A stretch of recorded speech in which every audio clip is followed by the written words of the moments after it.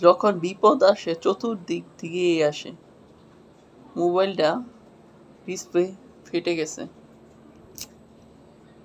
এখন 2500 টাকা জরিমানা হবে। কি যে করি।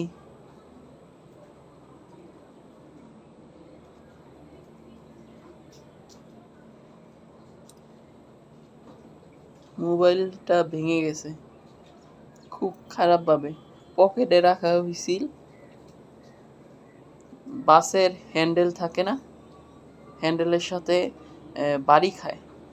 আর আমি মোবাইলটা উল্টাভাবে রাখার কারণে আমার পায়ে না লেগে মোবাইলের উপরে আঘাতটা লাগে, যার ফলে ডিসপ্লেটা ফেটে যায়।